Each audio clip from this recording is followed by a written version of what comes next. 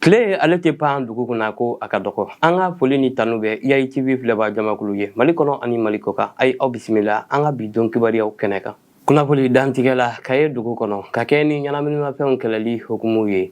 Karido juin kalo tile 21 san 2026 Kaye premier arrondissement policiers ye tɛgɛ da maa 2 kan ni drogue dɔ ye min bɛ wele cannabis o biriki 98 a yirala k'a fɔ sɛgɛsɛgɛli baaraw bɛ sen na yaasa k'a ko tɔw ɲɛdɔn. Kalango hukumu kɔnɔ kunun tɛnɛ juin kalo tile 22 san 2026 camancɛ kalanso ka san kuncɛli kimɛli baara ni a bɛ wele baccalauréat malien o daminɛna Kaye ani Mali fan tɔw bɛɛ lajɛlen na. Kaye marabolo ɲɛma général de brigade Musa Sumare ani kalanko ɲɛmaw ye taama kɛ ka taa lycée dugukolo Konare kɔnɔ yaasa ko o sɛbɛnfura fɔlɔw dayɛlɛ.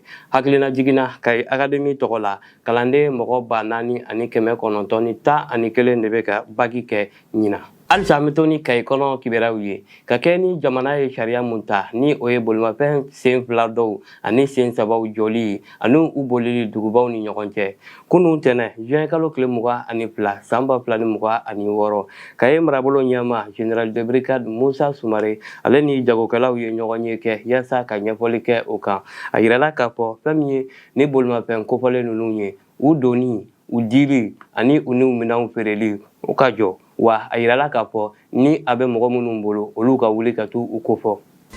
Kunnafoni kuncɛ la kunun tɛnɛ juin kalo tile 22 san 2026 minisiri min ka baara bɛnnen don Mali ni jamana wɛrɛw ko ɲɛnabɔli ma fɔ ka se jagoko minisiri ma Abdoulaye Diop ani Alassane Diallo ye ɲɔgɔn ye dɔ ɲɛmaaya kɛ min tun bɛ ka tali kɛ forumba min bɛna kɛ Bamako ka bɛn juin kalo tile 23 nata ma ni a bɛ wele forum d'affaires Mali Maroc. A yirala k'a fɔ ni forum kofɔlen nin kan ka kɛ ka bɛn juin kalo tile 23 ma Bamako ni a dabɔkun ye ka jagokɛlaw ka bolodi ɲɔgɔnma sabati ani jamanaw ka yiriwali. N'i ye Jemeni Global ni a bilatɔ tɛ i bɛ taa sɔrɔ a paratɔ don. Nin ye an ka bi ta in bilatɔ ye. Nin fana kɛra aw kulo ni an ɲɛw garijɛgɛ ye an ka bi don kibaruw la. Aw ni ce a ka ɲamadali la Ala ka an bɛn diɲɛ waati wɛrɛ.